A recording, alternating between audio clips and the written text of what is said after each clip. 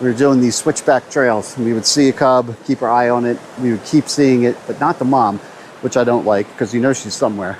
Back to my favorite thing, a winding trail through that thick brush. Too close for comfort.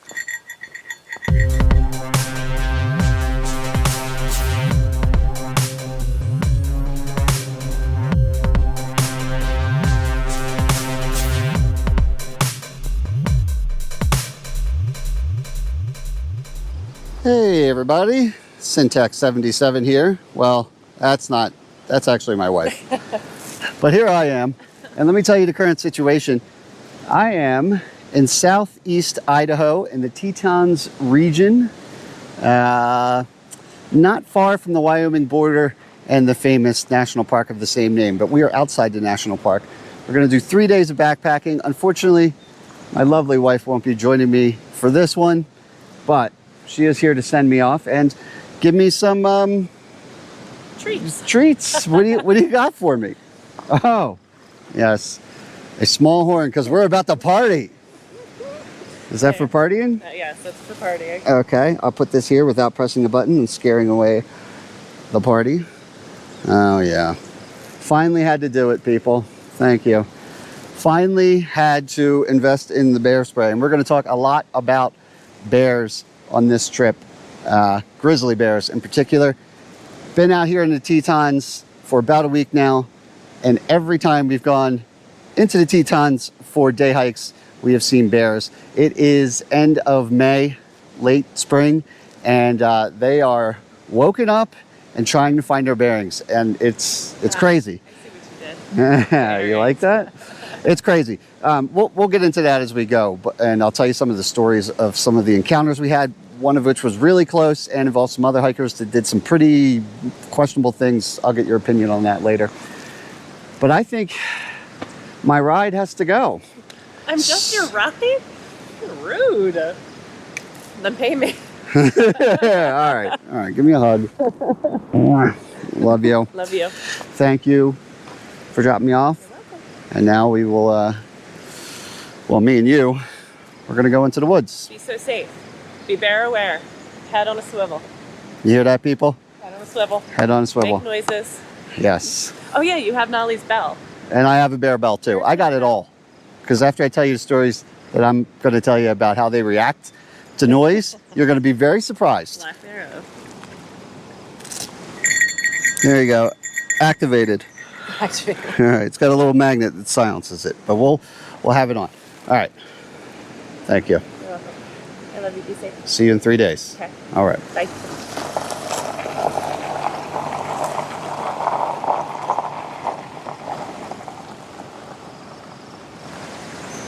Well, there you have it right there. Attention, this is bear country. Careful with your food, pets, bird feeders, and garbage. Yeah, but this is it, the trailhead right here. And it is very overcast, as you can see. We do have forecasted rain, possibility of it all through today, increasing from 50 to 90% chance by tonight and overnight. And the next 2 days should be clear. Sun-wise, but let me show you where we are. You are here, Caribou-Targhee National Forest. Gonna head up this Palisades Creek trail, and I'm gonna try to base camp. There's a lower Palisades lake, real small right there, and upper Palisades lake right there. Probably gonna set up a base camp there, so I'll be there both nights for my 3-day trip. And tomorrow we'll figure out, maybe we'll do a little excursion up to one of these peaks. We're currently around 5,500 feet or so. We're gonna go up to 6,200 feet. And then these guys, I think, go up into the 9,000. So there's probably still snow up there. And I'm just wearing my trail runners. So I'm not gonna try to get into too much snow. Our temp range is, right now it's probably in the 50s, could go down low 30s, upper 20s. And if we're lucky, we'll see like 60, maybe 70 degrees in the sun tomorrow. But yeah, that's the synopsis. Let's take this bridge, see how the water's flowing. Woo, and it is flowing. Everything is melting off. We got here about a week and a half ago, and there was a decent amount of snow on the mountains, and it's been rapidly melting off just in the last week. And it's all ended up in these streams. I got my GPS app on my phone going, which is telling me correctly, don't go that way. Oh, the skies are darkening. Go this way. I'm pretty excited to be here in the Targhee National Forest. Not excited to get rained on. I do have a rain jacket. The forecast kind of changed within the last day. The rain was supposed to be yesterday, so I don't have rain pants with me. I didn't unpack those and put them in my gear. So I'm hoping if we get some rain, it's just some sprinkles and nothing too crazy that my jacket can't handle. And it's about six and a half miles to the lake. No e-bikes with pedal assist beyond this point. Don't worry about that. Carry bear spray, check. Avoid hiking alone. Okay. Don't show this sign to my wife, okay? Do not run. Yeah. During a surprise encounter, that's the worst. Back away. Bear charges, stand your ground. Bear attacks during a surprise encounter, play dead. Yeah, we've all heard that before. That's a tough one to swallow, huh? And if it stalks you and then attacks, fight back. Oh, good. A bear attacks you in your tent, fight back. Yeah, I would hope so. Really cool rock features already. Right there. Looks like a big old bear tooth itself, doesn't it? Nice.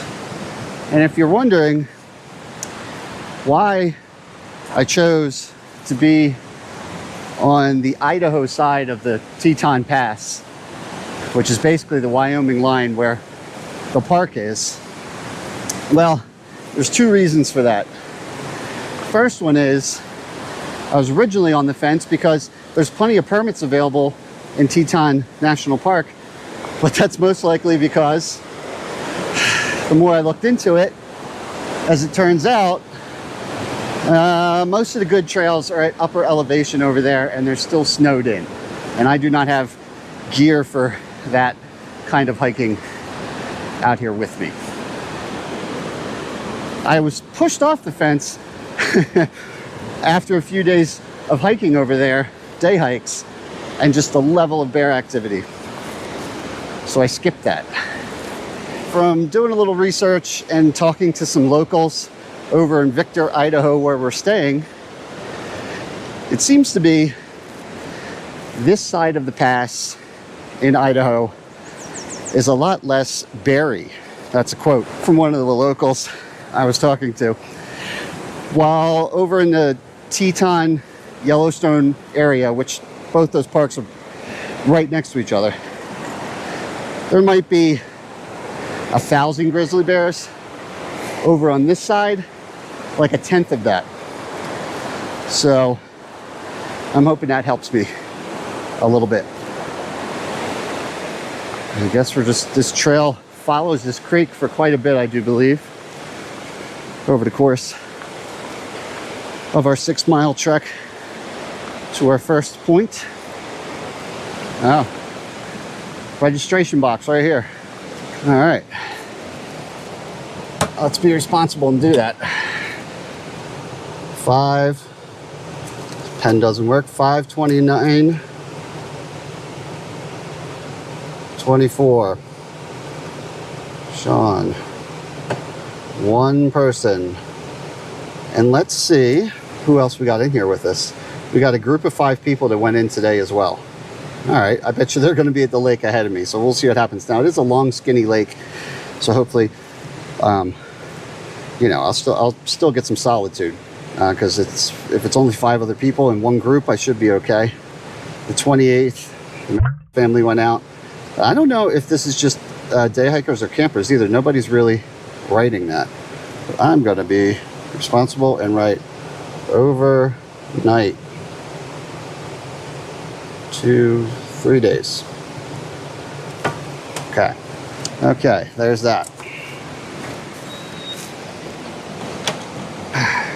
All right, perfecto.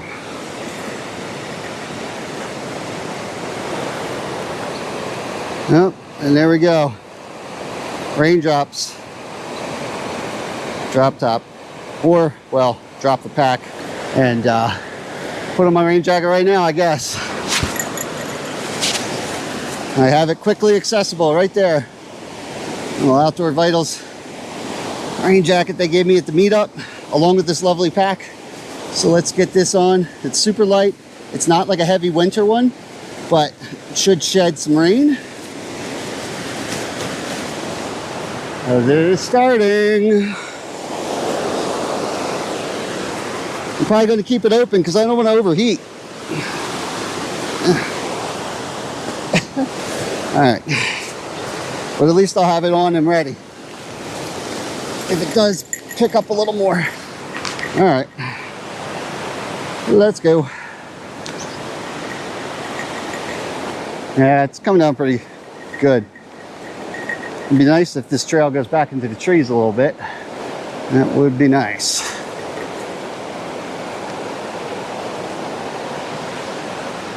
Because if we're just going to get a little intermittent smatterings here and there, if I'm so lucky, then maybe underneath the trees it won't have time to quite break through as much. Now, if it's an outright downpour, well, that's coming through the trees no matter what, for sure. But we'll see. I saw one other backpacker. He got to the parking lot leaving when I got there at 9 a.m. He timed it correctly. I am smart enough to go into the woods now. But I think this is where we kind of part ways from the creek a little bit, actually. It bends off that way into the mist. The trail's actually going to gain some elevation here, because we do have, it's under 1,000 feet, but somewhere pushing up against that neighborhood of elevation gain that we have to do to get up to the lakes. So I guess that begins now, but even 1,000 feet over the course of 6 miles is really not terrible. I'll tell you what, I am overheating in this. And this is a lightweight, from what I found, I've even slept in it. And I didn't wake up clamming or anything, so it breathes okay. But it's just my level of activity. Wearing any extra layer right now is trapping some extra body heat. Oh.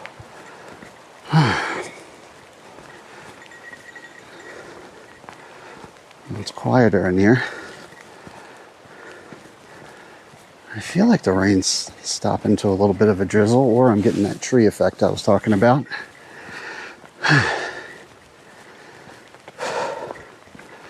Some horse hooves. Definitely some Idaho horses coming through here. Oh, a glint of sun as the rain drops through it. Beautiful.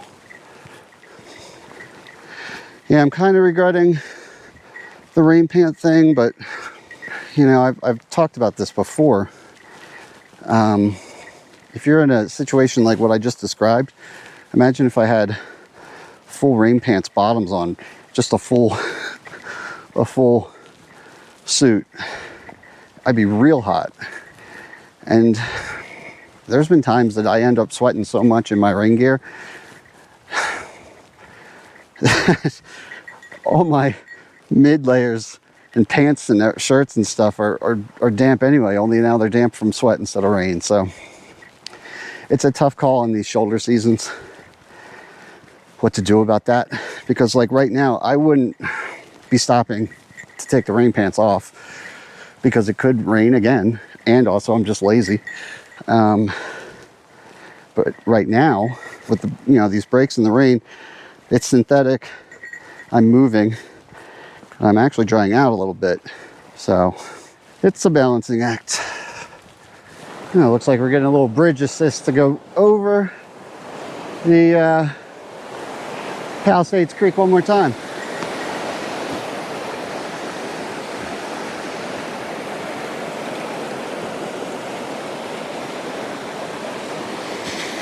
Yeah, I don't think I'd be crossing this. So I appreciate that as we deviate into the woods here.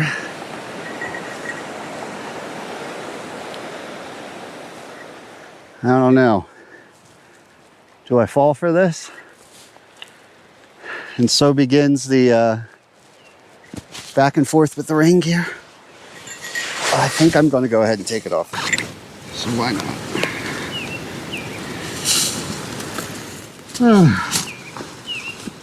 Sound of birds, trees, grass. It's nice. You know, the last few videos were in the desert, and that was fun. But pretty cool. Well, I guess the last video was actually with my wife in Arizona, but it wasn't a desert. So what am I complaining about? That was more like pine trees. I'm sure we'll get into the pine trees as we go. But for right now, it's just these deciduous trees. Not bad. Come on, give me a little sunshine.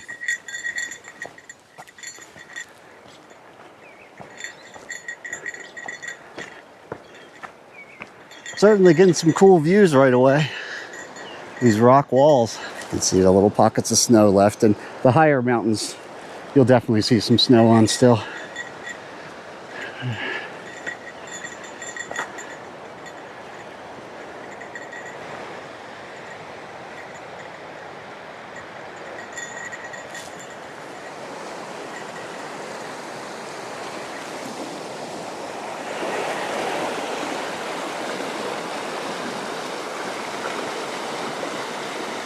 That is running, huh? It's trying to take over the trail here. Oh, and there you go. Speaking of the devil, the pine trees have entered the chat. This little sitting area here.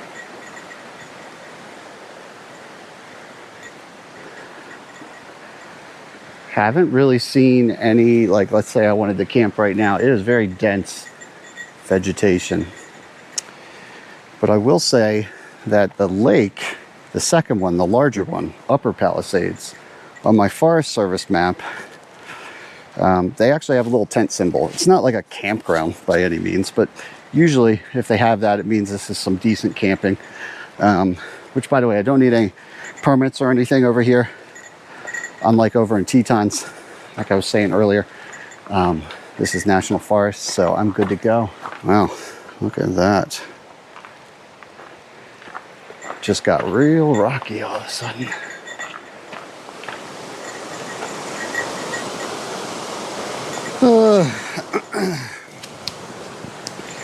Whew, I think this is heavier than the last time. You know, I just realized I don't have my pack cover on either. Oh, man. Yeah. That was stupid of me. I got my knit hat on the outside too, like an idiot. All right. This is just my little pack cover that I've had forever. Little Dutchware Gear, the hammock company. Real simple. They're house-made pack cover. And it's going on. Let's see if it covers.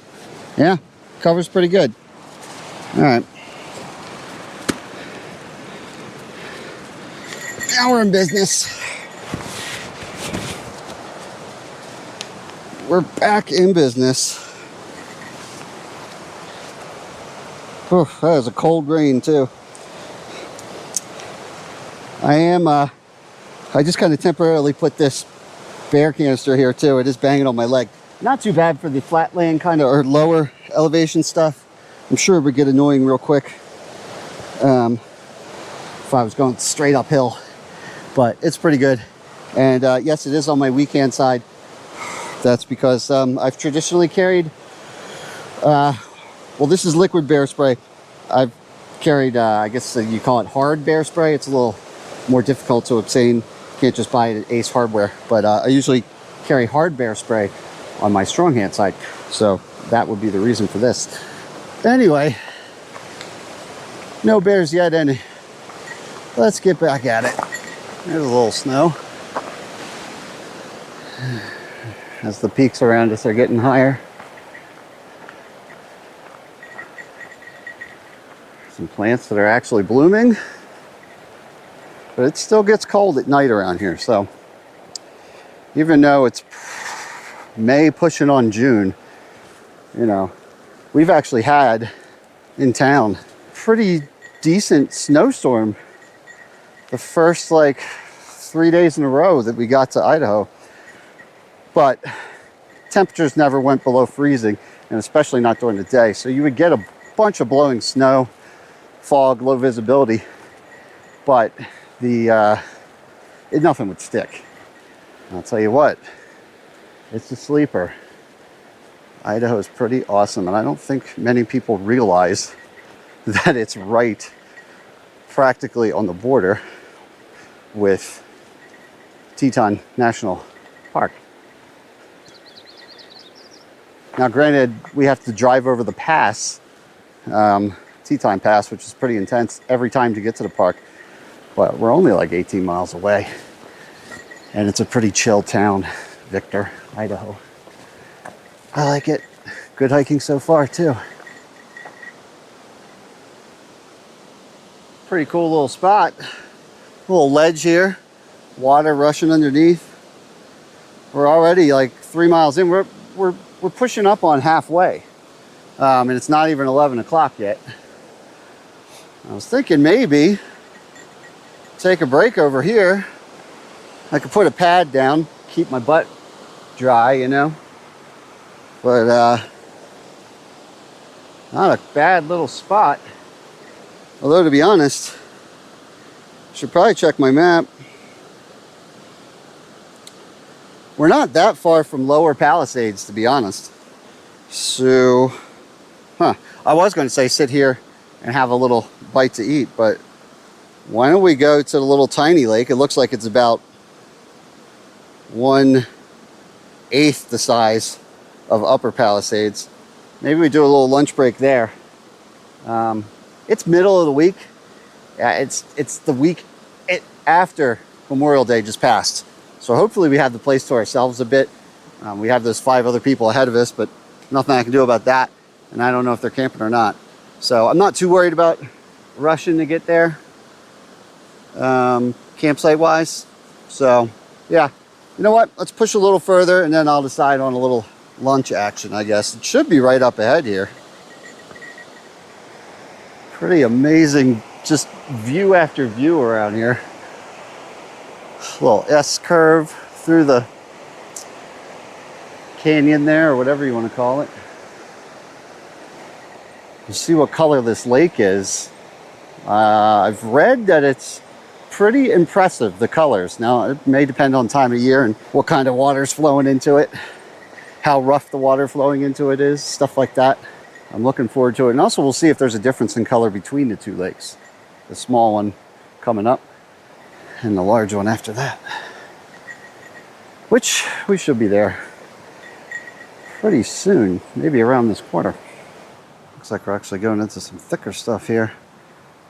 And from my experience with the encounters I've had so far this week with grizzlies, these thick little areas by water, or actually some of the areas weren't by water, these little areas are where we saw a decent amount of grizzlies.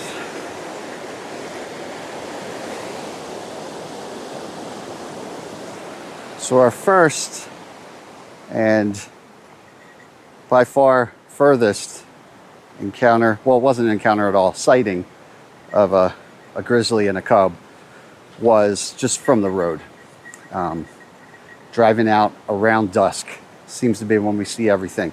We were here in October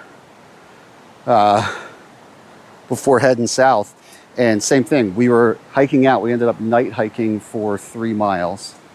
I just remembered this. In addition to all the other sightings this week, in October, we were hiking out along water, and we did spot a lone, pretty big grizzly bear plumping up for the winter hibernation, I guess. But it was, you know, a couple hundred yards away easily on the other side of a even wider river than this. That was pretty cool. But last week, this first one was the bear and the cub from the car, no big deal. 2 days ago, we kept seeing cubs like 3 times. We were doing these switchback trails, and we would see a cub, keep our eye on it. We would keep seeing it, but not the mom, which I don't like, because you know she's somewhere. But because of the switchbacks, every time we did a switchback, we could look down and see it. And that happened on a couple different sections of trail over the course of that day. Not too bad though, all at a distance. Never felt nervous. And it was cool to see, but the weird thing is, unlike black bears, which every black bear I've ever encountered, I don't even have to try to make noise. If they see me, they run, and if I do make noise, they're running faster. But these grizzly cubs, and some of them seemed like more like yearlings. We would clap. My wife would bang on a metal water bottle, say hey bear to it. Didn't care at all. Kind of disconcerting. Now granted, they're younger and maybe less experienced. They just woke up from spring. I don't know, but I wasn't used to that, not getting them to go away. And then on the hike down, after we had done the hike we wanted to do, we had another encounter where yelling didn't work either. And that wasn't the worst one, but that was interesting. But we'll get to that, because up here I see some sort of structure. Oh, see yet another bridge. Love it, I'll take it. This deep in the wilderness and I get to have a bridge. Well, I guess you really couldn't do much at all with this trail without it, so it's appreciated.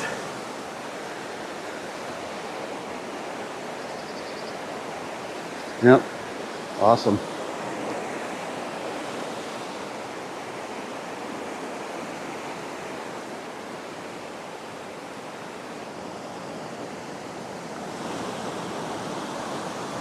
There's some moose poo. Nice, that looks pretty old, honestly, or at least not fresh. It's probably getting hit by the sun and drying out faster, so might be a little fresher than it seems, but interesting. Have not seen any moose this time around. Back in October, my wife and I saw tons of moose all over the place in the trail with their youngins, stopping us from moving forward. They had to hang out for half an hour one time because it was a dense trail and it wouldn't move. But yeah, this time not around.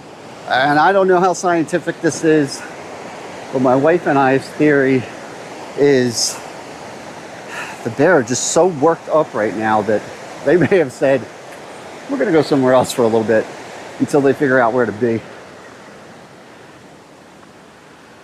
and get their routine down. Which actually, that would make sense, because over here where there's supposed to be less grizzlies, now I'm seeing moose activity again.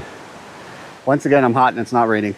Take this off. At this point, if there's another light drizzle, I'm just leaving this off because my back is just wet with sweat at this point, unfortunately. So won't be doing that anymore unless it really opens up again. All right. Let's see what we got over here. Looks like our clearing. Oh, wow. This reminds me of the Smokies. We are 4.5 going on 5 miles in now. And that is a picnic bench over there. Holy cannoli. I have to check my map. Maybe this is where they put the little camping tent symbol on the Forest Service map. This is beautiful. Wow. Fire pit. Somebody's. Oh. Sapporo Ichiban soup base that didn't quite burn off. Latrine? Get out of town. Looks like it's seen better days. I'm not even going to bother looking. I see a lid on the ground and a broken door. Maybe I will look.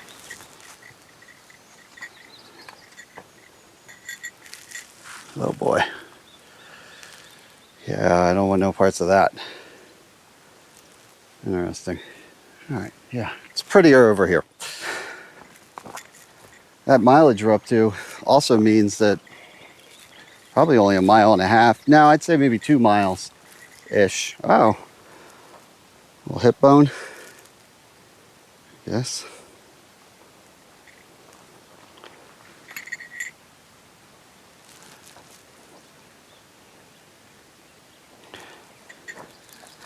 Yeah, there's the socket for the femur. Interesting. But yeah, I'd say within 2 miles we'll be at the bigger lake. Matter of fact, I got a sign over here.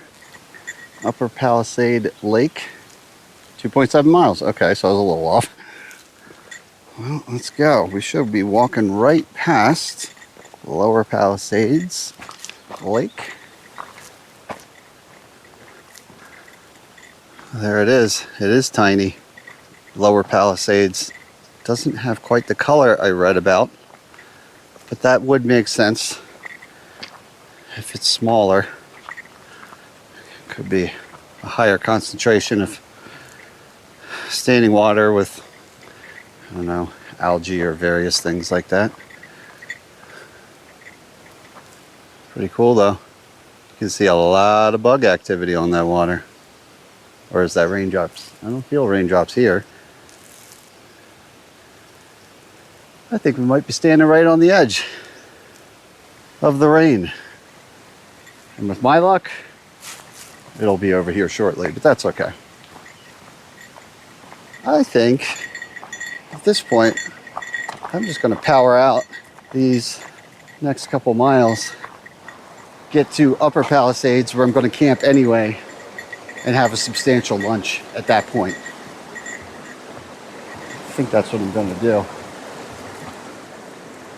Besides, if it's raining, I'd rather get back in the woods for a little bit.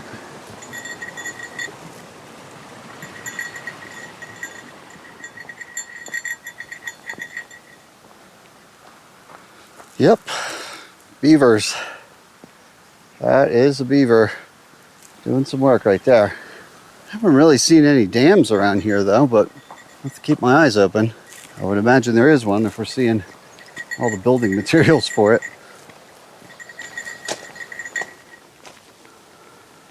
See that? Not a bird's nest. There's a lot of them. I mean, they'll get turned into bird's nests. That's a bunch of tufts of fur all over this trail.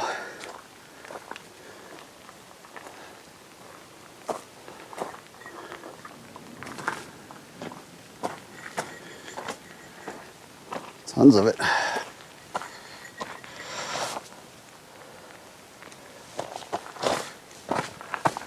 Is it a shedding thing? Is there a fight? I don't know. There's still a little bit, but it's kind of faded out now. Here's some evidence of the Beaver Dam, actually. There's a bunch of large ones there. That's potential, but this here, these smaller ones, for sure. Now the larger ones, I mean, you know, they're little creatures, so if it's near the area they want to make the dam in, obviously they have the advantage of just letting it fall and hoping for the best. But that stuff, they probably just chop it down like we saw back there and drag it right over. So they've made their own little community here. Maybe this was a thin tributary. They put their little dam down. Boom. Instant habitat for the beavers.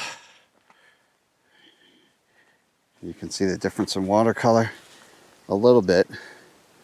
Much darker with some green floaty stuff in it compared to the fresher water coming in, or fresh water coming in.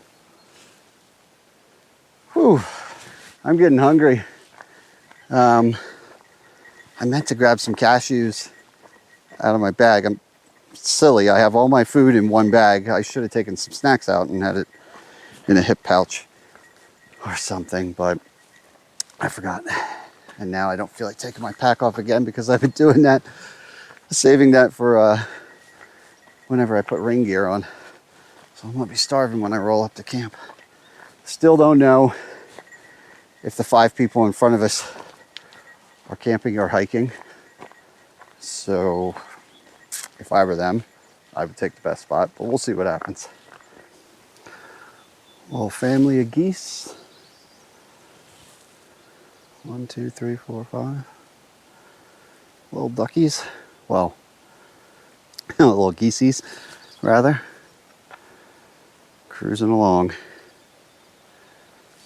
You got some mallards, I believe, over there. Maybe they're meeting up for a party.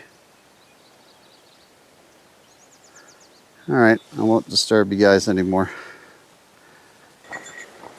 Back to my favorite thing, a winding trail through that thick brush. And we're coming up right along the river that I've been looking down at. I guess it's technically Palisade Creek, but I just hope nobody's down here trying to get a snack besides me.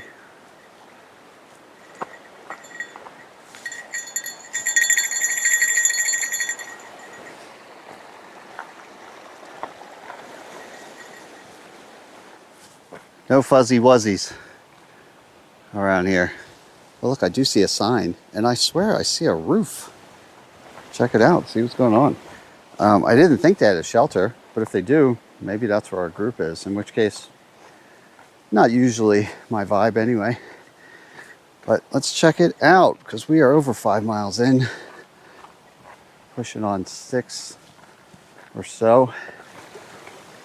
Let's see what's over here. Looks like a footbridge here.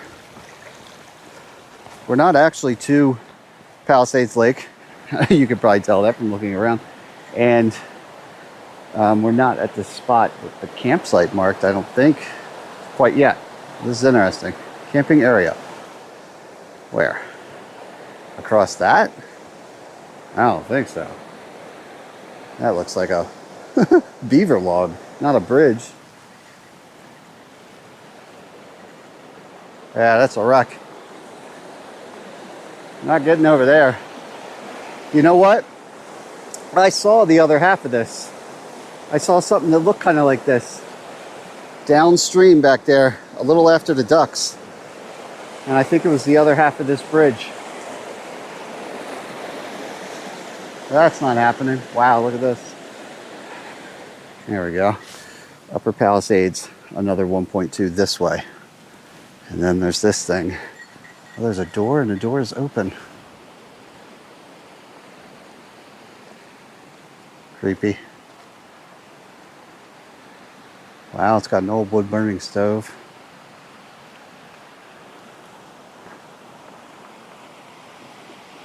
God knows what lives in and underneath that anyway. That's like a straight cabin. It's not even like a lean-to. All right, interesting. We're gonna stick to camping at the lake for sure. So let's do that. Another mile, huh? Another mile. Just a walk in the woods. Wow. Yep. Just like that, we are way above the river. Of course. We're headed back down. Looks like we're crossing over there to get on the other side of this. A little bit of loose rock for the first time.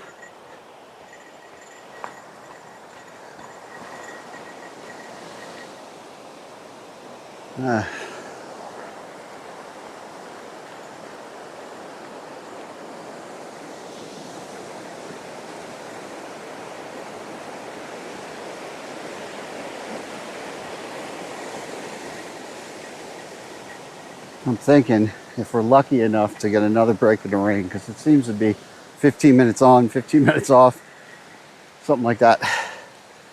If we get another break at camp or when we get to camp, hopefully,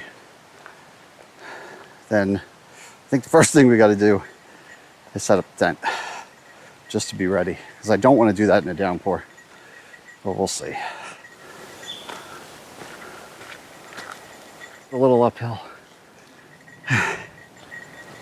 It'll be worth it. Come on. Now, what do we got here? No camping within 200 feet of lakeshore. Okay, all right. So, stay back.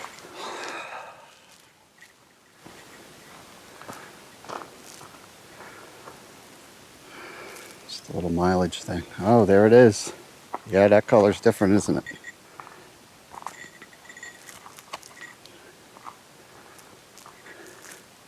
Wow, not bad at all.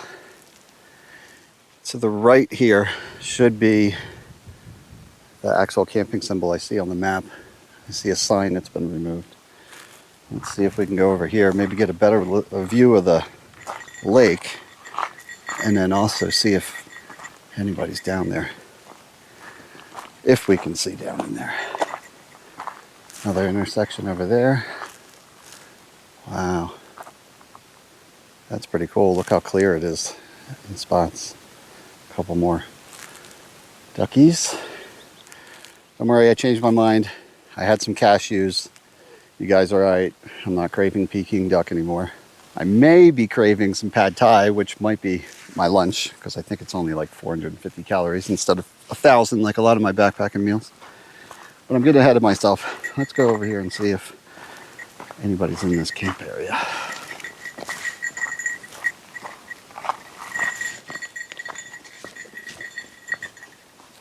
Shall we be so lucky?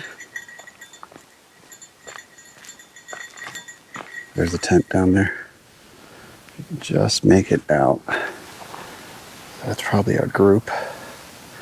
That's a nice little spot in those trees. Wow, with the view of the lake. They nailed it. Let's see what this is over here. I think this is going to be us. I'm going to at least... Oh, got a little dark in here, huh?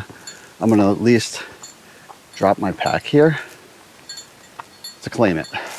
And then I can look around. Oh, look, we got something over here too. I don't know which is better. Honestly, I think I can definitely get a tent down there. Can I get a tent around here? I just got a little single person guy. I see some herd paths. Maybe I'll run up there and see. But I like this view. I just don't think there's anywhere level enough for my tent, unfortunately. But let's jog up here and see what we got. Kind of rough. Yeah, not quite. So these paths might actually be from animals, to be honest. I think I'll drop my pack down there, even though the view's not as good, and just claim that. And then we'll take a look around without the pack, which will be nice. See if there's any other options. That'll be nice. If not, hey, we're here. Upper Palisades Lake. We are here. All right, and it's not raining. I'm just going to work my way down the lake until I find something that looks good. See what happens. Roll the dice. Look at this. Looks grassy. Not exactly lakefront property, but what are you going to do? Yeah. At least it's grass. Oh, what's that? Another roof as the rain starts. Perhaps an outhouse. All right. I'm going to pause my GPS. Let's take a look at what we did here. We got 7.91 miles, 1,300 feet of elevation gain. Not bad. So the up and downs added up to 1,300 feet. Finish that. It is 1:43, believe it or not. Stopping to smell the roses will do that. All right, let's drop the pack. Let's just call this our spot. We do have 2 nights out here. If the other person leaves tomorrow, we could hop over there, or as I scout around, you know, I can do whatever. Although honestly, once I set up a tent for base camp, well, kind of point of the base camp, you don't have to mess around with packing up until you leave on the 3rd day. But I like this, so I'm gonna do it. And it feels pretty good to have that off. I think the first thing I want to do, well, I said it was setting up the tent. I'm going to kind of simultaneously set up the tent and get some water boiling for some pad thai. And then maybe we'll take a little walk around on foot, see how things look. In fact, there's a great excuse. The pack is here. I've established this is my spot, at least for now. I'll start some water going, get my meal hydrating. If I find a better spot, then I can move. And I haven't set the tent up yet. That is taking a little gamble with the rain, but sometimes you gotta gamble. So, stove out and make some food. Got a little blue sky above me. I don't know if I'm taking a risk right now or not, but let's just get the food started. I'll show you my new pack too. It's a 45 liter, but when it's fully unrolled, it's more like 60. But you know what I really like about it? Simple things, I guess, for me.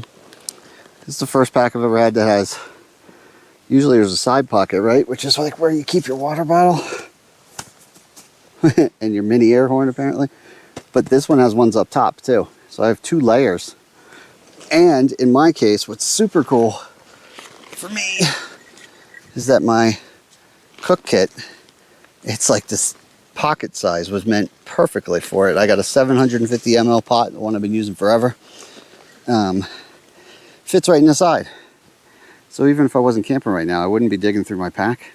I could have ramen noodles in one, in the upper side of one, and my cook kit on the other, and I could be really quickly eating some lunch. But in my case, I'm gonna make some pad thai, so get my cooking stuff out. I do have fuel this trip, unlike Superstition Wilderness where I ran out. I got a big old bag of food, all my stuff original. Well, I have some stuff that I'm gonna have to reseal in plastic bags, but for the most part, stuck to original packaging, sealed, vacuum sealed, packaged backpacking meals. Low smell. So I got some Peak refuels, but I don't know if I've ever shown this brand on the to you guys before, and gals. Pad thai, gluten-free, pescatarian. So I guess there's some fish in here of some sort. It's interesting. It's probably good to go. It's the normal thing. Just add boiling water and wait 15 minutes. Oh, it's got shrimp in it. Perfect. It still has 17 grams of protein, which for 460 calories is pretty good. That's a good lunch. So I'm gonna spark that up and hope that this rain holds out until I get the tent set up while it's cooking. Perfect.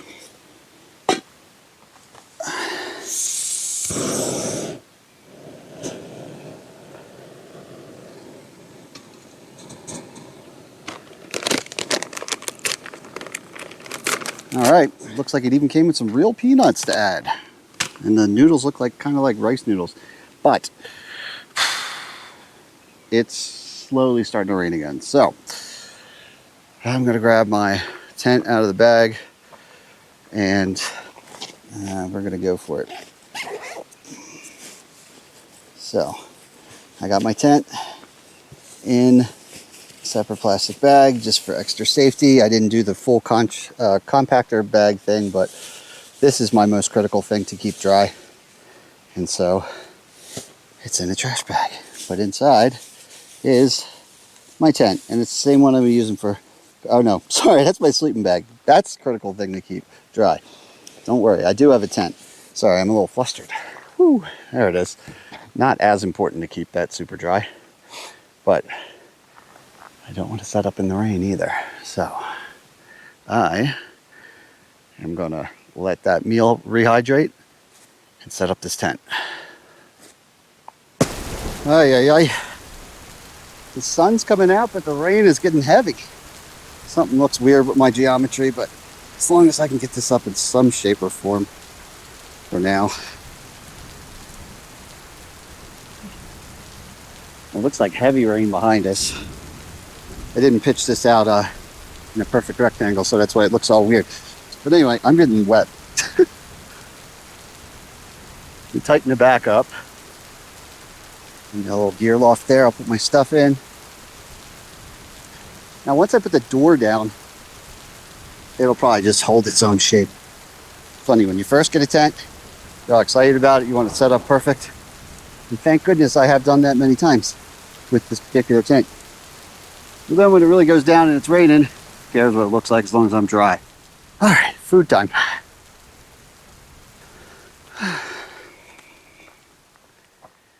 Not a bad view. I'll go ahead and face you though while I try this. I went ahead and threw a bear bag line up in advance too, because I usually wait till night and then I end up doing something stupid or, you know, just not the best. So back past that little privy that I haven't even bothered looking at based on the way the other one looks, away from camp a little bit. So if the smell of something does attract something, you know, I was real tempted. There's a branch right above your head that I could put it and it'd be super convenient at camp. But if something is attracted to it, even if it can't get to it, it might be attracted to it, and I don't need, I'd just rather have it over there, not next to my tent. Oh man, all right. So I'm gonna have this. Speaking of bears, I told you we had that one encounter. It wasn't the sketchiest one, but we had one midday on the way down from that peak after we had already seen cubs twice. Okay. By the way, this is very good. Although it needs a little salt. I'm going to add some soy sauce to it. We're going to get that, and I'll tell you about this bear. My wife made me a whole condiment packet, and she actually packed all my food, and she said, check it out before you go, and then I never did. So I'm having fun eating all the stuff she packed for me. But in here, there's hot sauces and soy sauces and sauces and mayonnaise. But all right, so mayonnaise. So like I was saying, we're hiking down. The snow got a little thick, and based on timing, we were going to this thing called Delta Lake in the Tetons. But we had turned back because timing wise it just seemed like we got great views of some other lakes from up there, so we had turned back. And we're on the way back, retracing our steps on these switchbacks. I'm looking around into the area before where we had seen bears, and I don't see anything. We have a good vantage point. So we stop and do a little hydration break, take off our day pack, just sit down and have a nice non-alcoholic beverage in the park. And it was quite enjoyable. Well, actually, I don't think my wife even opened hers, because as we're there, there's switchbacks above us. You know, switchbacks just does a little Z shape if you're unfamiliar, going down a mountain. They do them out here because I guess, unlike hikers in the east who are capable of going straight up, they do that to make it easier out here. Just kidding. But anyway, I'm kidding. We're there and there's nothing in sight. So we're standing there and all of a sudden we hear this voice, somebody saying, there's a bear by you, there's a bear by you. And we're like, what? What? And we look up, and on one of the upper switchbacks is a couple hiking down as well. And from their vantage point, they could see that around the corner behind some trees and terrain, there was a bear. And sure enough, I look up and I do see a flash of brown. I can't really make out too much. And then I see it a little more, and it's smaller. Seems like cub, but ends up being kind of maybe more like yearling. And I'm like, oh, I see it. It's going down. And I'm like, I think it's going away.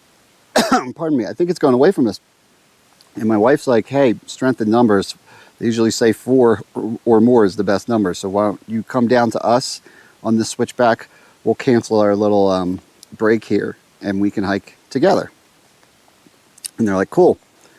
And we don't see the bear anymore. I think it's all the way down the hill. Well, they're trying to get to us, and they're like, it's still like right there out of your sight. And they said they had seen a big bear. Now, I don't know if their perception was just different, or if they were seeing the mom, we were seeing the cub, yearling, whatever. Either way, they can't get to us because now the bear's in between us.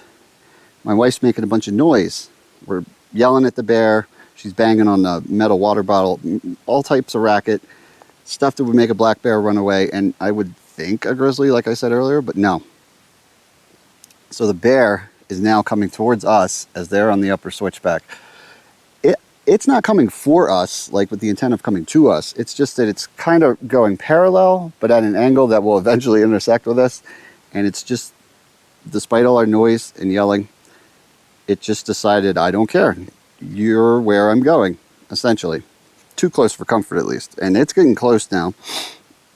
We're well under the 100 yards. Maybe now we're probably under 50. And, you know, I think the regulation is to stay 100 yards away. I'd rather stay long further than that. Anyway, eventually we tell the other people, like, you should go up the trail. We're going down. Like, we're sorry. And now we're moving. And it just, like I said, it's not following us, but it happened to be going the same direction. And it just didn't care. And it was very disconcerting. But we eventually got a safe distance away. And we never saw that bear again. But when we got down to the next zigzag in the trail, we could hear more people shouting up in the same area. And then we ran into another woman whose husband had gone up to retrieve a hiking pole, and she said she had seen a bear on the switchback below her. So they were out in force and not scared of anybody. In fact, earlier we saw some people hiking with a boombox, which usually annoys the crap out of me. I mean, a giant Bluetooth speaker, loud as hell, with some nice electro music on. We watched from above as they went by one of these cubs. Still couldn't see the mom, but she had to be nearby, and no movement whatsoever with a boombox going by. So these bears just have no fear. You figure mom was probably somewhere around. Before I said the cubs probably, you know, maybe not experienced enough to run, but they'll follow the mom. And that means the mom ain't moving wherever she is. Which, later, we did meet the mom. And that didn't go quite as well. It involved some other hikers that made some weird decisions. It got a little dicey. But anyway, I've wasted enough of my breath. Well, I won't call it a waste. That was a fun conversation, but I've used enough of my breath up. I'm going to eat this. Soy sauce is delightful. Oh yeah. Usually I wouldn't put that on pad thai, but the sodium is hitting the spot. We'll get back to the bear stories in a little bit. I'm going to finish this meal, and I might go over here, actually stand up and catch the view and eat it, and hopefully this rain holds off. And after I finish this, we'll go for a little walk down here and see what the lake looks like. Don't drop any food.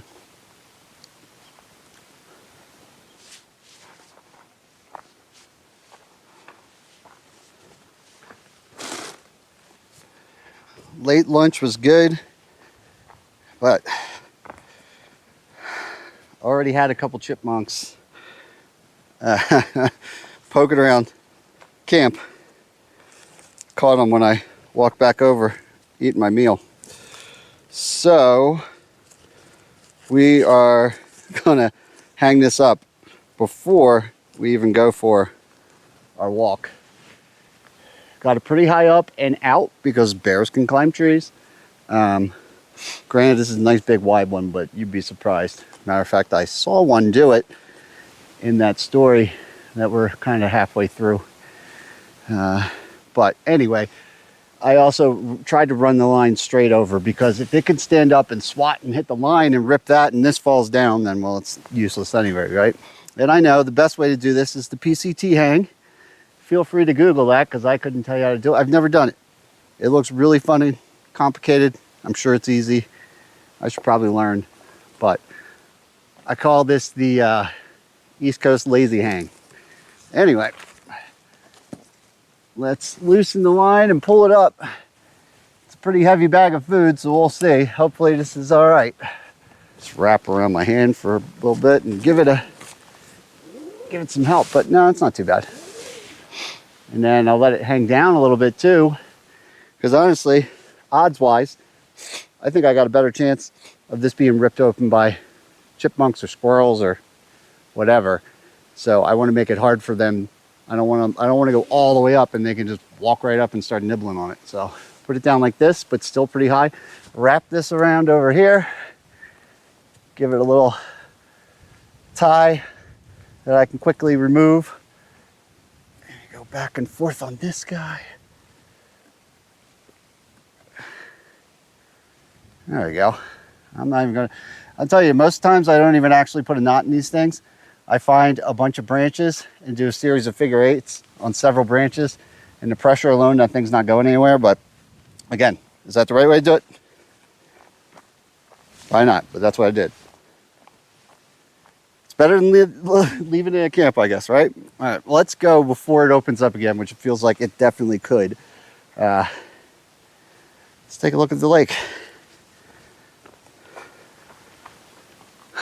Yeah, it's just gray over there. Nice and sunny on that little mountaintop through the trees, but it's blowing that way, so things could change as they have been all day. The nice thing is, according to the forecast before I left, days 2 and 3 should be pretty sunny. Just got to get through this. But let's check out the lake, which is right through there, the water. But check this out. See this? Anybody know what that is? It's called a rub. And back east you see that usually on, shoot, little trees like this at about this height, my shoulders, or lower.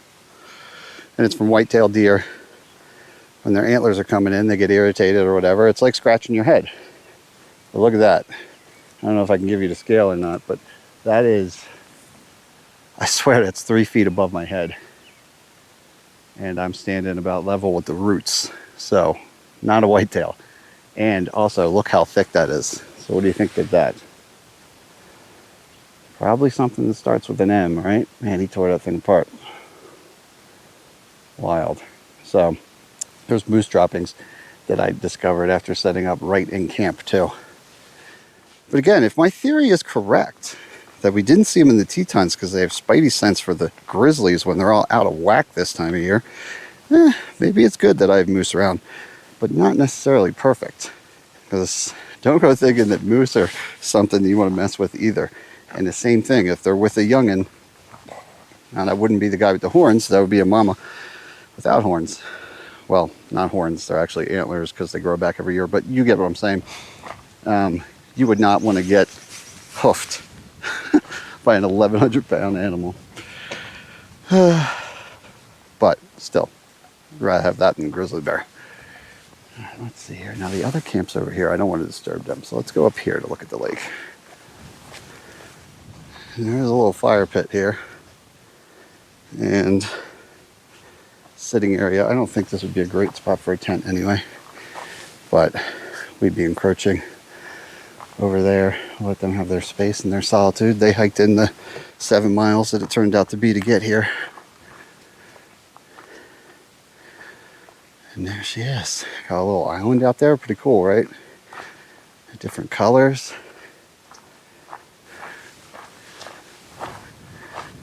Pretty cool. Now right over there, the trail ends. Just beyond that tent. So tomorrow we're going to go around here. The trail goes around there, and eventually you could do a 25-mile loop, but you have to go over some pretty high elevation, 9,000 footers, most likely covered in snow. I don't think I'm going to do the loop. I think tomorrow, though, we'll go over there and try to find a trail that goes up on that ridge. Probably hit snow and have to turn around at some point because, I'm just not in the best, fastest gear for that. I don't even think I have much tread left on these old trail runners. But that's the idea. We'll just chill out today. We'll do a day hike tomorrow to some peaks without the weight on our back. For right now, I'm just gonna soak this in. Maybe walk a little bit of the perimeter, see what we have in store tomorrow. Not even 4 o'clock yet, and multiple hours of sun till sunset, which is great. And sun was actually out. It felt like it was going to rain like 5 minutes ago. And all of a sudden the birds are out and chirping. Not bad. Now we got sun bouncing off of the mountain. You see we got a little horse hitch back here too. Not that I'll be needing that. You know what I might need? Well, probably don't need it, but it'll give me something to do, because right now it's, even after dilly-dallying, not even 4:45. It's like 4:40. So, maybe collect some firewood. I don't know how pick clean this area is, but I'll go a little deeper in the woods maybe with my bear spray and collect a little firewood, make a little fire, give me something to do.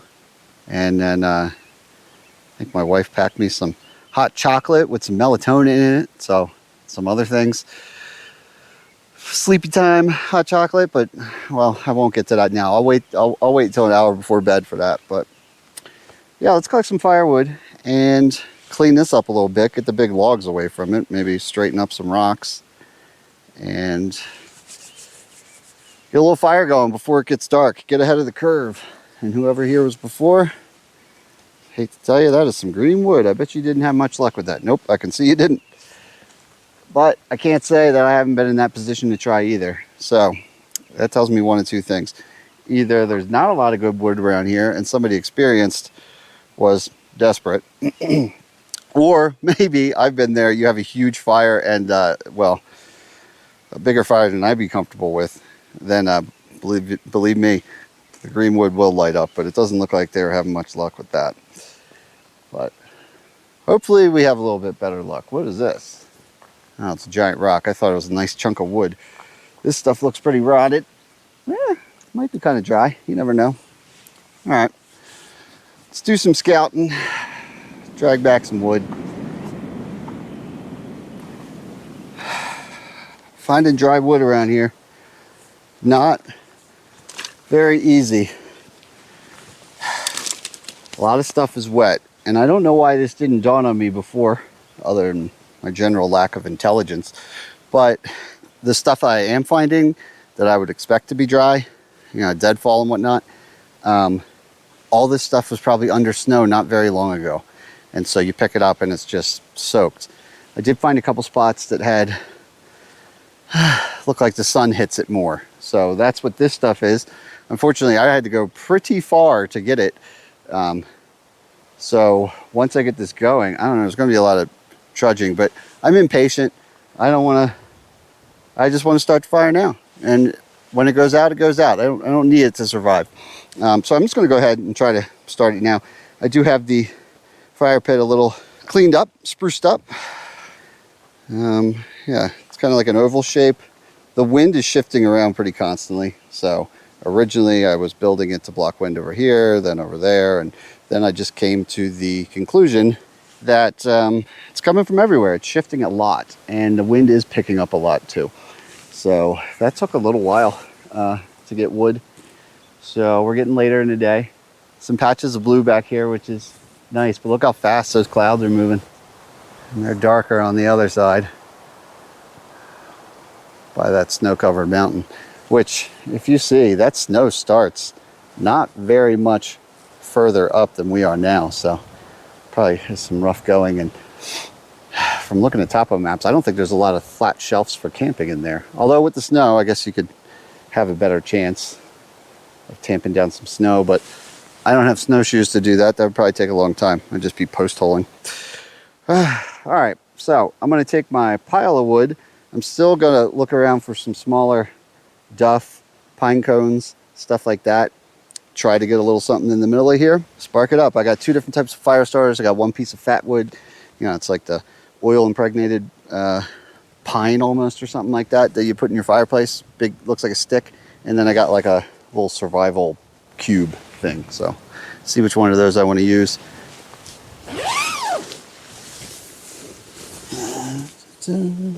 Well, first one to grab is fat wood. I guess that's going to do it. We just got to figure out if I can make a little structure for this fire. You all know how great I am at that. But there it is. It's like a haphazard log cabin. My fat wood is through the middle and towards 1/3 of the way from the bottom. And I don't know if these pine cones are dry enough to light, but I have them at each end to help me get a little fire underneath of the actual fat wood if it doesn't want. Yep. I thought they would light right up, but they are still wet. I'm actually finding branches that still have pine cones on them, which means they're fresh. These ones are just sitting in the ground. But that's alright. At least I got some protection from the wind with my fire pit, which I pulled in, and you can probably see I made the pit smaller and taller. I feel like that's the way to go. And they probably just, you know, as people use these things, they naturally spread out and get all weird. But this is way better than it was. Where'd my other piece go? Oh, I'm burning my thumb off here. Come on, catch. You can see that fat wood is pretty smoky. But it goes up quick. And the other end you probably can't see, but it's got a little flame, and hopefully it doesn't die out, because I do not want to reach back in there and burn my thumb off. But there we go. We got a little something started. See if it catches, and then even if it catches, you know, look at my pile of wood already. Now, those are nice and dry. That's a nice thick one. If I can actually maybe baseball bat it and, you know, smash it against the tree basically, or wedge it between two trees, break it up. It might not be, depending on its dryness. I don't know. We'll see how hard it is to break. I don't have a saw. That guy will break easy. And I'm going to have to find something a little thicker. I mean, I'm not gonna pull that move. I do not like putting stuff in the fire that is bigger than the fire pit. I really just never makes me very comfortable, especially that big telephone pole. There is this chunk over here that maybe later on, and I don't know how dry it is. It's already burnt out a little bit, but I mean, that's a nice little chunk that I could throw in later. But there you go. Let's see if that spreads out. I have a couple handfuls of stuff that I can feed it once it gets going, and I kind of feel things out. So just hang out, feed the fire, poke around a little bit, not go too far away at this point, but see if there's any bigger stuff. Look at me. There's branches moving over there, and I'm like, what is that? And really, I mean, well, I don't want to say it, but I'm a little on alert, as you can tell, because just the activity and the encounters that I had over the course of a very short amount of time with bears. So it's just fresh on my mind. I'm seeing things in the shadows. But anyway, I'm gonna have a snack and a drink and feed this fire. Enjoy the sights. Probably pretty soon. I'm gonna put that big boy log on. Probably while I cook my dinner, because I don't think I'll be staying up late. I really don't. I'm hungry already. That 400 calorie pad thai is gone. 1,000 calorie Chad Mendez edition bison biscuits and gravy. That's what I'm going to do. And throw a log on the fire. Why not?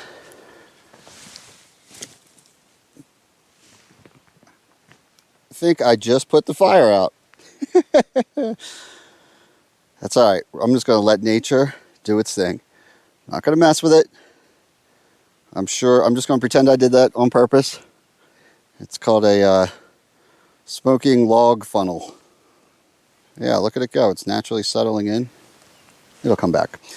All right, I'm going to cook some dinner and wait for the fire to do its smoking log funnel thing.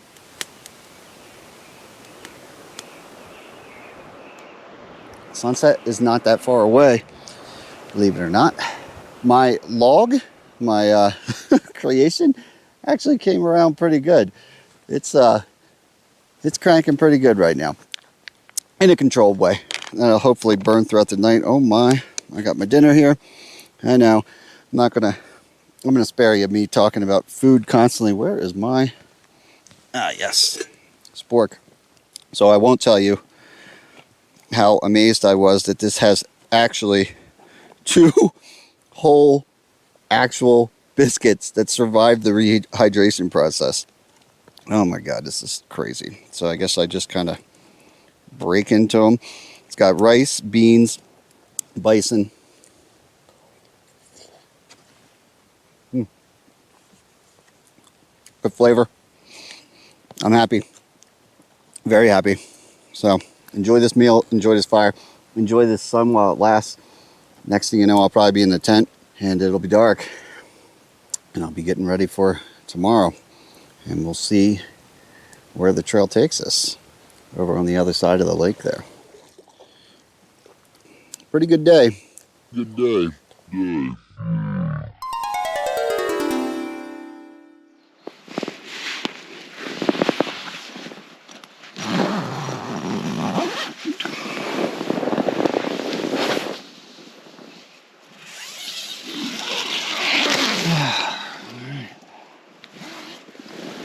Morning.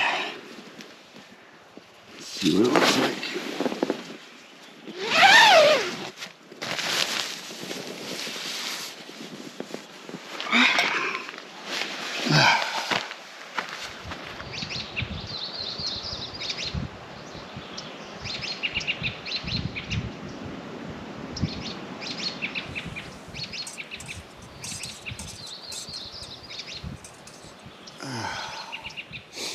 Nothing like a hot cup of coffee on a cold morning with a runny nose. It's getting warmer though. I checked my thermometer, went down just to freezing, just barely tapped 32 at some point, which is good. I kept my water filter in the bag with me, but even if it was out, it wouldn't have froze. And now I got my hot coffee. Got some wind coming and going, some clouds, but hopefully that blows out. I'm gonna have some ramen noodles for breakfast. I already had a little bit of cashews. I was pretty hungry this morning. And yeah, then we'll head back and probably put together a day pack and head up there. See how far it takes before we get into some snow. And yeah, just listening to an audiobook. You know, I have I've mentioned it before, a real bad habit. I pick these audiobooks that once I'm in the woods, they make no sense for what I'm doing. Like I'll be hiking alone, snowshoeing and ridiculous winter weather in New Hampshire and realize that I'm listening to a book about, you know, like Into the Void, where two climbers get separated and the one has to crawl back to civilization alone across ice crevasses and whatnot. Silly. So this time I was like, I'm going to do a fiction book, which I usually don't do. And I picked Jurassic Park. And let me tell you, the audiobook of Jurassic Park is amazing. But it did dawn on me that's a pretty dumb thing to listen to in this event, you know, with all my bear fears. Yeah, if you think about it, Jurassic Park, not the best for that. But it's a good book. Speaking of which, I'll finish that story later today. Remember we had left the one yearling and we met the other couple in between switchbacks before we went on to our next encounter, which I will describe, but I want to put that in context for you. The same week or like the week before, right in the Teton area, our neighborhood here, if you will, at least my neighborhood for the time being, there was a bear attack. In fact, it was all over the newspapers, which I didn't even know exist, but they had some newspapers at my our favorite coffee shop right at the base of the Teton Pass.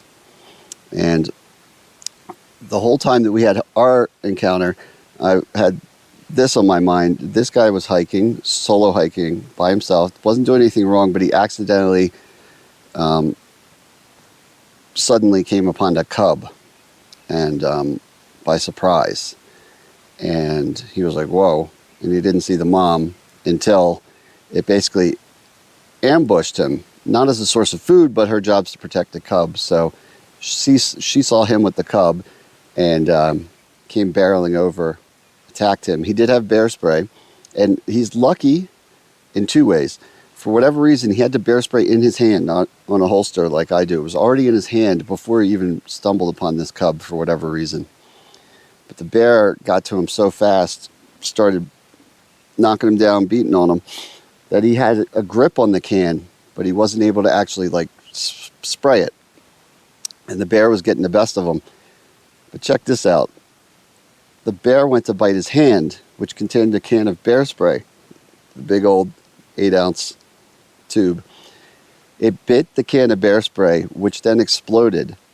And I guess the combination of the explosion and the fact that that explosion was made of capsaicin, burning material, that was enough to get the bear to run off. And the guy did survive in surprisingly good shape, considering that he had been attacked by a grizzly bear. But that was the first attack in a long time around here, but pretty crazy. And that was like the week that we came over and we're seeing all these bears. It was pretty nuts. But my coffee's getting cold. I'm gonna finish that and some noodles, stare at the lake, and then we'll head up and make this day pack.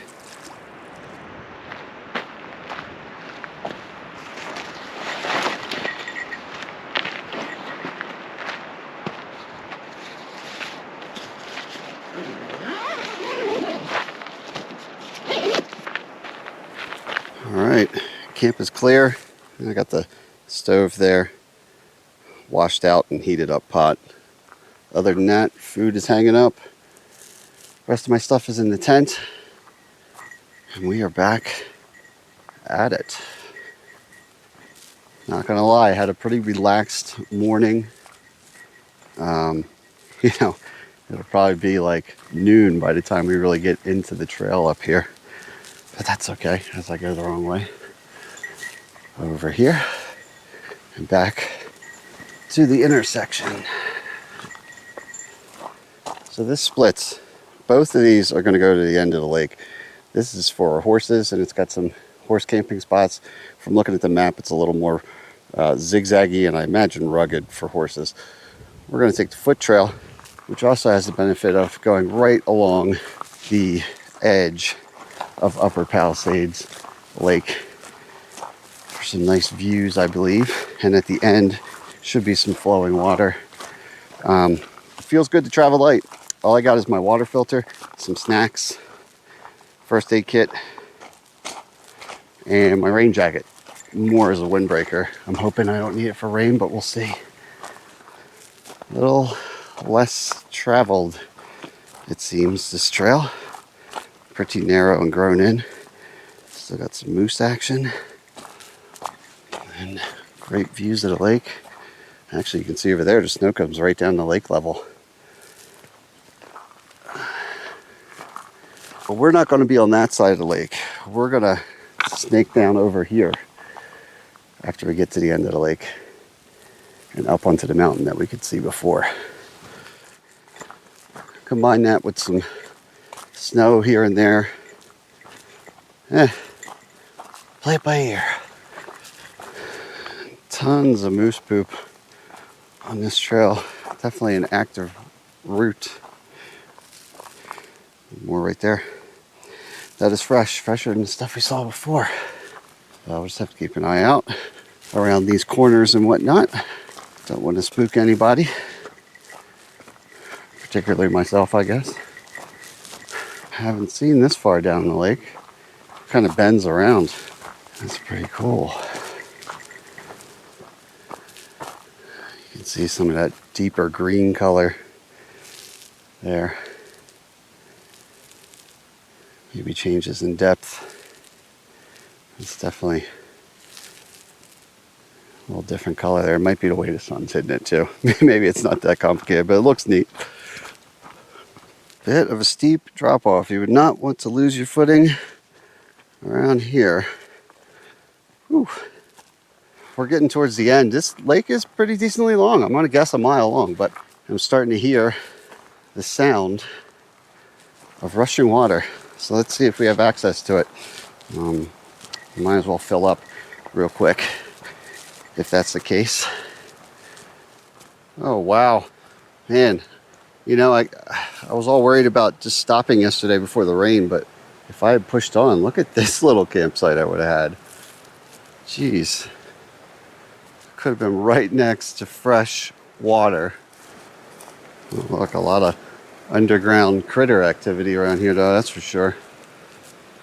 Another outhouse, little line Excuse me, guys. All these little holes are, I don't know what type of rodent family it is, but they pop out of these holes. And I turned my back and walked like just right down to the water this morning while I was having my coffee. And within minutes, I came back. My bag that was tied had been pulled open, and they chewed through a bag of trail mix I had. So there you go. It would probably be a little intense around here. They're not too bad at my camp, but look at this. Awesome. That is, so that's what's feeding the lake. I mean, that's your crystal clear water right there. Look at that. And this view is pretty good too. So, maybe I messed up. But you can never plan how things go. And I do like my tent site, and I'm not moving it now. But this is good to know if you come out here. It's awesome. So I'm going to dip in here, get some water, and we'll keep on rolling.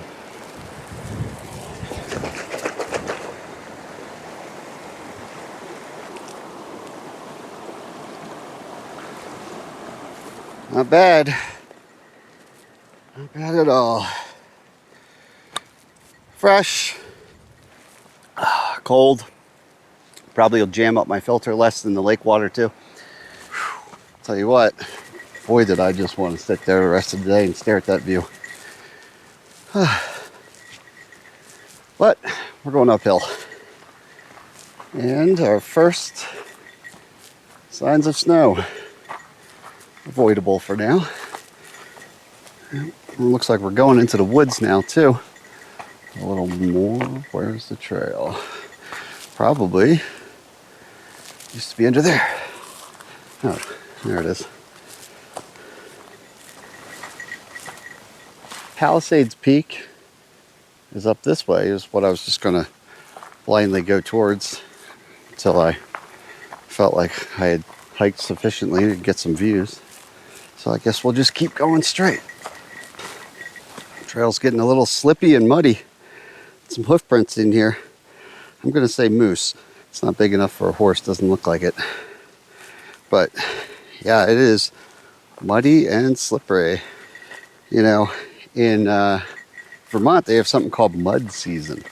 Basically, the spring runoff goes into the trails.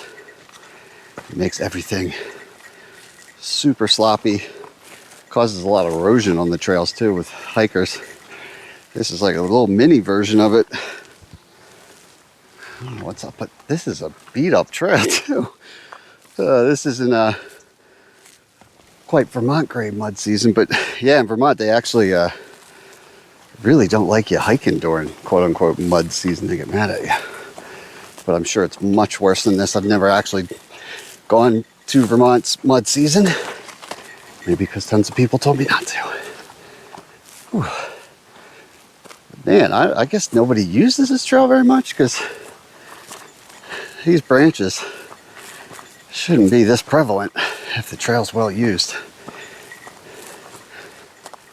And then I'm tempted to walk off the trail for more traction, which is another reason they don't like you to do that.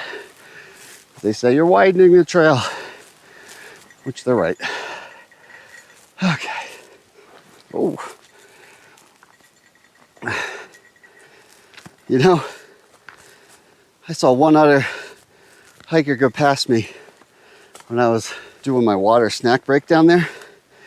Maybe he was he was traveling real light. He might have been from that group of 5 that's got the primetime campsite or something, because within 15 minutes, by the time I was done there, he had come back by. So I was wondering, was he just coming for that view, which is pretty awesome, or did something else happen? Maybe he was dealing with this. It's not the most enjoyable thing ever. Tell you what. Yeah, I'm not really feeling this either, because now it's so thick I can't really avoid these large mud puddles. I don't feel like muddy feet if it's going down to 32 again tonight. Now, if I had to get to camp, had to get to the next point, or had to get to the car or whatever you do, you gotta do. I've done much worse. But I'm kind of at the point now where I do two types of trips. Ones where I go for type 2 fun and really just beat myself up, and other ones where I just try to have a good time. And I'll be honest, we've knocked out a good chunk of mileage, but we've got a long ways to go. I thought slipping on snow was what was going to get me, which I'm sure is ahead too. But this mud and sticks in my face, just not that much fun. You know what was fun though? Hanging out, just looking at the views like right there. Having a nice meal, staring at the lake, enjoying myself. I think I might reverse course. Maybe we'll look at that other trail just to see what it looks like for fun. I mean, I want to be out and about, but I don't know. Hiking through all this mud just to get to a snowbank, I don't think I'm going to do that today. I think we're going to look for a different trail. On one hand, though, at least I came up a little higher than I actually thought. I guess I was trucking a little bit. At this point, exercise-wise and adventure and views-wise, by the time I do eventually get back to camp, I'll probably have the same mileage or close to it as yesterday, just with a lighter pack. But that's okay. Up ahead here is the split for the Upper Lake Trail, the one that's designated, the only one that's designated for horses. Figured maybe we'll check that out. Could be something different. Switch the views up on the way back. So, horse and pack stock trail up this way. Or, well, splits that way. Doesn't say that hikers can't go on it. It's probably not going to be too hospitable for feet, but I don't think there's too much activity going on around here. So I'm going to go for it. The horse trail. And speaking of wildlife, I guess I should get back to what happened with our grizzly encounter after we had met up with several cubs, and we were talking to the wife of that hiker who went to get his pole, who said there was bears below us as well, cubs. Well, as we were waiting for him, a couple comes by, and we asked them if they saw the bear up there. Remember the young one that kind of was walking towards us, alongside us. Didn't seem to be scared. We'll call him Rex. I don't know where I came up with that, but let's do it. He just nonchalantly, thought he was being funny at the time. He says, oh yeah, I petted it. Gave us nothing else and walked on. I laughed. Okay, funny, haha. Well, they move on. Our new friends, the husband with the missing pole, he returns, has his pole and all that. And I mentioned Rex, as we'll call him. And I'm paraphrasing a bit, but Pat, the husband, says, yeah, that guy was reckless, man. We warned him about the bear up there. It was on the trail, and he just walked right up to it and passed it on the trail. Remember the newspaper article about the guy who walked up to the cub? Yeah. Rex is either Superman or super dumb. My opinion. Anyway, we say to this couple, much like the previous couple, strengthen numbers, let's go ahead and hike down together. So we do. We get past the switchbacks that we had previously done with the cubs, and they weren't in sight anymore. So cool, no encounters. We keep on hiking, and we get down after the switchbacks. It goes into solid woods again. And some hikers stop us, and they say, there's a bear and a cub up there. I'm like, oh, finally a sighting of the mom with the cub. Interesting. So I look up, and sure enough, there is a full-size bear in the trail, a decent ways down, but too close for comfort.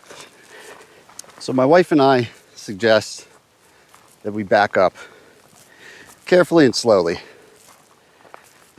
At this point, there was a bottleneck of hikers behind us. There's probably at least 15, could be 15 to 20. It was a busy day, and we're all stopped on the trail. And I also noticed at this point up ahead, as we're backing up to a safer distance, guess who's up there getting their photos with the bear? I want to say 20 feet away,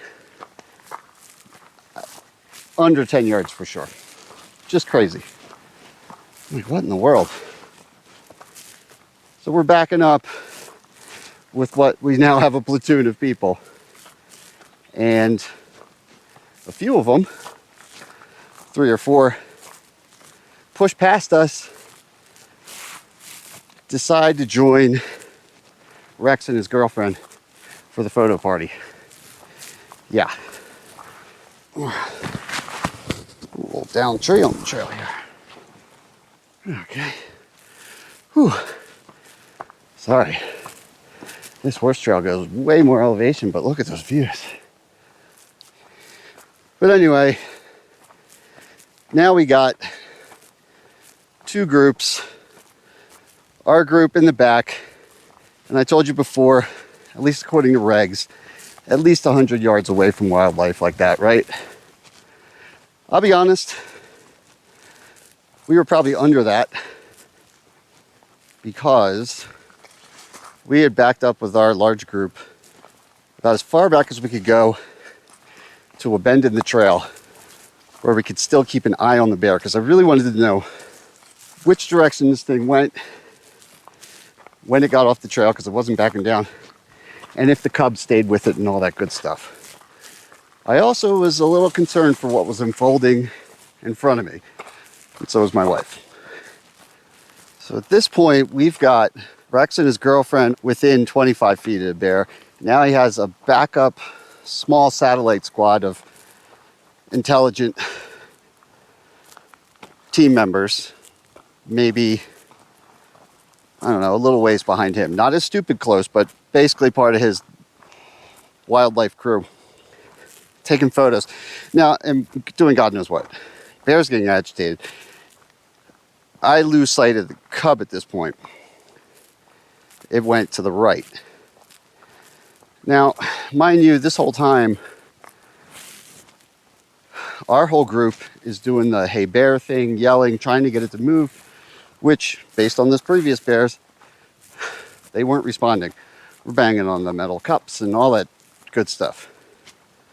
My wife shouts up again, you guys should probably back up, because honestly, they're making it worse.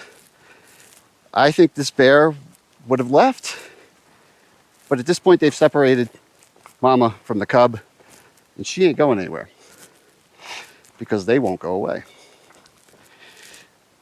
But the important thing is, that really ticks me off a little bit, we're doing the scare the bear away thing. They're not participating at all. They're not making any attempt to scare this bear away. They're just taking their opportunity, I guess, to hang out face to face with a grizzly. It's insane. So, at a certain point, my wife missed this because she was talking to other people. I look up, and this grizzly bear, big grizzly bear, just came out of hibernation and it was still big, so that's saying something. Who's with a cub but separated, crashes up a tree trying to climb it like she was a cub, ripping branches off. She's huge. She makes it maybe 2/3 of a body length up it and comes crashing back down. I legitimately start telling people at this point, in case you don't know, that's a really bad sign. Her job in life is to protect this cub. Now, what's probably happening is, God knows what would have happened to Rex, but she sees 15 other people up the trail behind him, and she just panicked, tried to go up a tree instead of being with her cub. That's just like, now we got an irrational bear. I'm backing up further. They still aren't backing down. At a certain point, the bear, mama bear, got up on its hind legs in front of these bear selfie takers and started, you know, doing the paw swat thing. Probably don't have to break down that that's a bad sign too. None of this was phasing these people. We stand here. At this point, my wife can't even look. She told me later, I just stopped looking because I really thought he was going to get, you know, attacked. We stood there forever waiting. And eventually, without a word, we noticed that they have Mama Bear's gone. And the group of, you know, Rex and his crew have left. They're out moving along. So now we're like, okay, we don't see the bear anymore, and they left. We don't know where the bear is, but at least that chapter of this drama is over. And so, wait a minute, and we start slowly making our way forward. Speaking of which, I've been moving forward this whole time. Blabbing. Might be missing some views, huh? It's awesome. Yeah, we're going away from the shoreline and probably going to meet up with it there and then drop down. It's awesome. Beautiful trail. But yeah, that's, well, there's a little, that's enough for now, I guess. There's a few more interesting things that occurred when we finally proceeded. But yeah, maybe after I catch my breath here, I'll give you my final thoughts and what happened on the hike out after our friend Rex had left. And the bear, well, it might not have yet. Oh wow, you definitely get a different view from up here though. We couldn't see this from down there, which is an awesome view of the lake too, but now I can see this range over here. So from camp, just kind of barely see that tip. But I can see a good smattering of peaks now.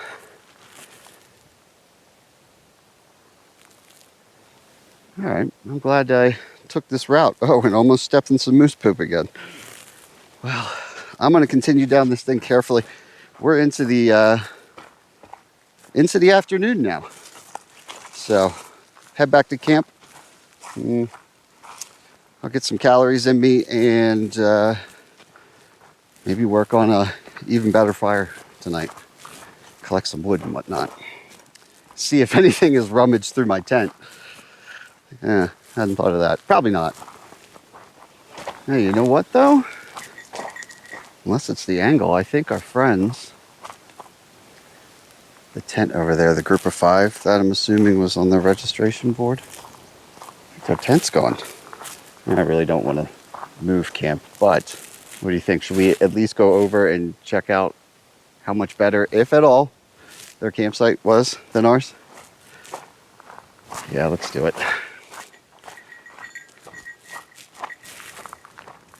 I don't know. It's nice over here. What's the fire pit look like? Could use a little work, but it's not bad. It's my ideal size. Where they have the tent.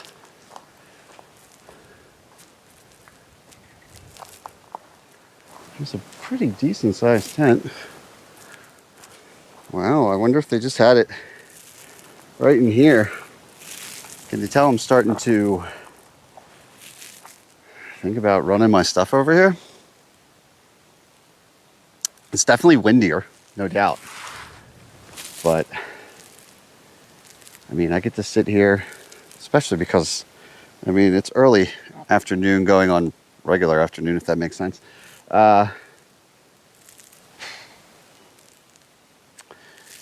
Yeah.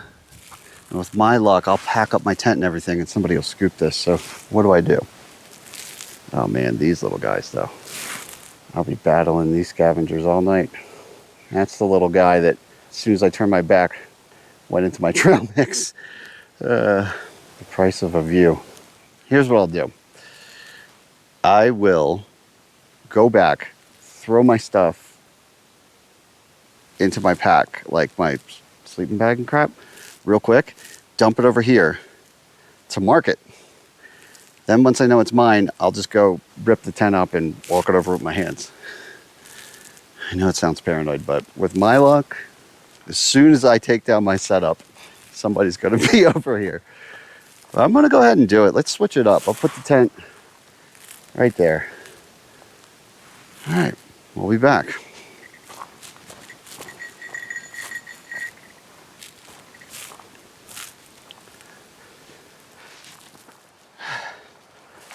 Really going to utilize the split top luggage access on this pack right now. Dump all the interior contents in, except for the sleeping pack, because I don't want to reinflate that, and I'm lazy. I'll come and grab that with the tent. But everything else that I don't want to carry by hand, just haphazardly shove it in this bag. Here's my extra sleep clothes I didn't need. I put in that garbage bag. Puffy jacket. Get in there.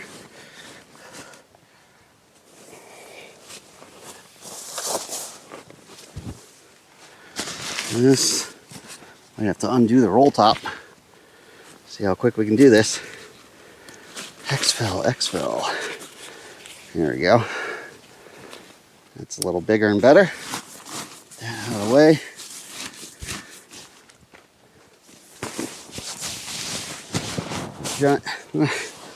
My giant 30-degree storm outdoor vitals sleeping bag. Oh, my pillow is still inflated. That's not helping. I think we're still going to make it work. All right.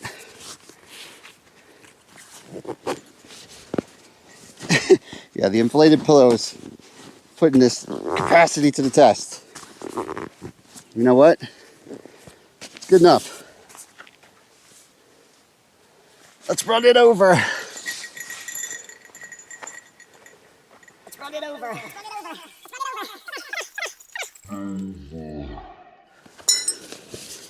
Okay. Well, that was a little crazy. Call me paranoid if you want. But just because you're paranoid doesn't mean sometimes you're right. So, I'm over there grabbing the tent and my sleeping pad still inflated. I'm walking across the trail, and as soon as I get out to the edge of my campsite at the intersection, there's a lone backpacker, and I'm like, oh, and he's headed this way. And I was like, this is going to be awkward because my pack's already over there. But then he just says, you moving camps? And I said, yeah. And then he's been scouting around, but part of me, for some reason, I mean, I felt a little bad at first, but I don't know. I've been in that situation before, maybe not that close. I don't know if he saw it from up there and then just saw me with the inflated sleeping pad and assumed, or if he was here like earlier in the day and didn't make up his mind. But in this case, I guess it worked out in my favor. All right, so I'll tighten this up, throw all the crap out of my pack back in there, and I guess I got a campsite. Hopefully he finds a good one too. I mean, even if he takes the one I got, you know, maybe he's out for 2 nights and he can steal this from somebody else tomorrow too. If I had talked to you 30 seconds longer, he would have been rolling up. Okay. Now what? I think exciting stuff. Gonna pick out my dinner. Actually, I guess there's no real choice. I only got one dinner left, and that is a cheesy chicken and broccoli. And then I got some stuff for breakfast. I had some chicken. I never had my chicken salad today, but that's all right. So, got my stove. We'll get this reheated. Plenty of fuel left. And just enjoy the few hours of sunlight we got left while my food's reheating. See if there's any firewood around here too.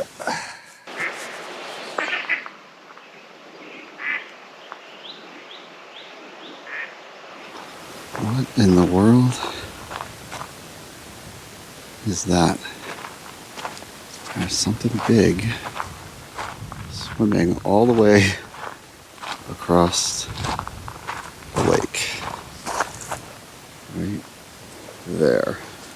I was just standing, staring at some ducks fight, and I saw this. Usually the only thing I can think of that would swim across water is a moose. Unfortunately, I can barely see it, so I know you are not going to be able to see it either. But let's see maybe what it looks like when it gets out. Where'd it go? It's right there.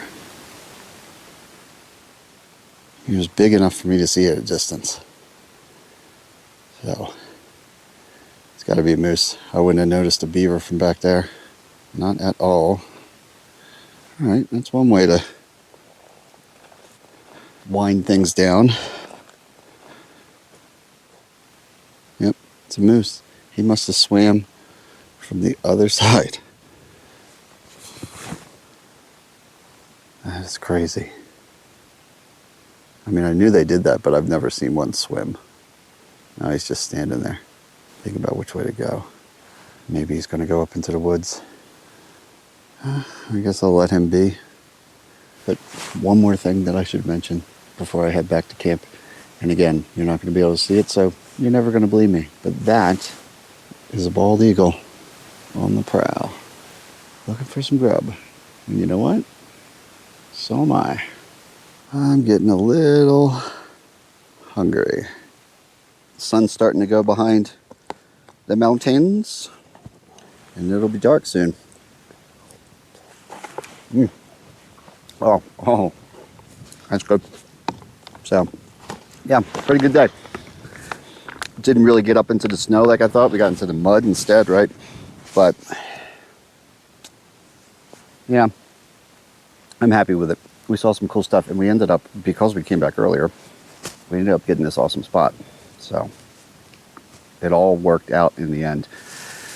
So, yeah, I'm going to relax. And then we'll get up in the morning, and this time we actually got to pack up and find a way out of here. See what else we see on the way out. But that is for another day. Tonight, rest, relax. Just appreciate a good day.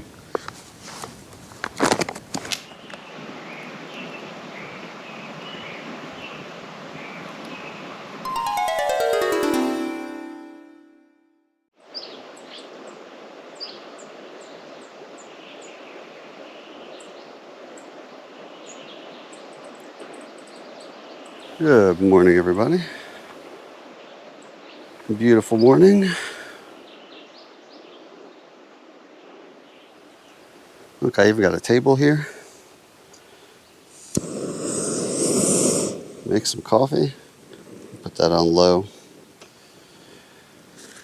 Got some instant coffee my wife packed me. Some kind of like tuna in a packet, but it's chicken. Mayonnaise and hot sauce. So a little buffalo chicken salad and some coffee this morning. Really nice campsite. Dude from last night that I bumped into is from Idaho Falls. He's pretty cool too. He's a tour bus driver. So he's actually going up to Alaska soon, and he gets to spend time on his downtime hiking and fishing. He's actually been fly fishing. So I gave him a little heads up when I did my walk to get water this morning. There's a bunch of fish on the banks on the far end down there.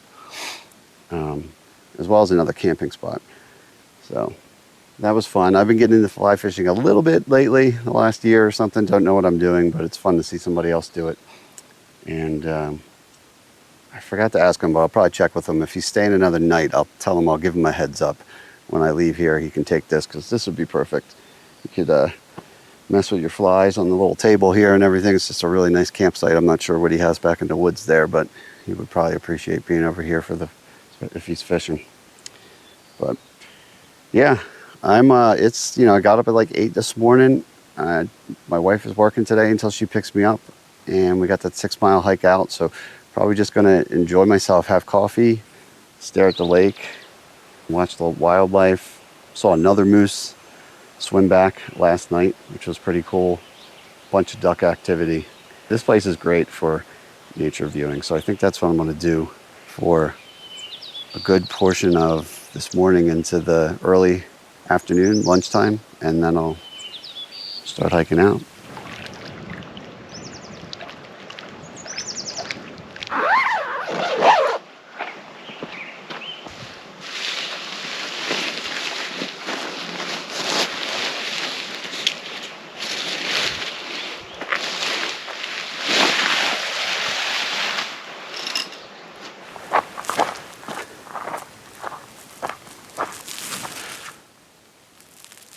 Well, camp is broken down. No trace left behind other than the fire pit that looks prettier than when I got there. And we're saying goodbye to the lake. Goodbye, lake.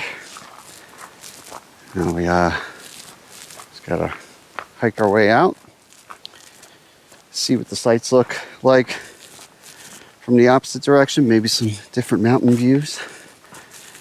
And yeah, I almost forgot. I never did finish the last little tidbit of my bear encounter story with Rex and the gang, did I? I should wrap up my story for you, right? So last we left off, our group of 12 in the rear suddenly realized that the bear, the cub, had gone out of view, and Rex and his girlfriend and his small band of environmentalists were moving away.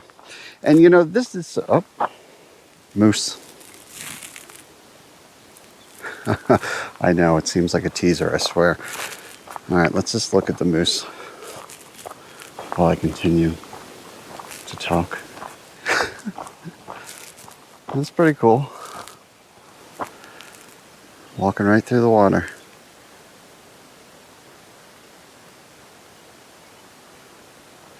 He's walking upstream.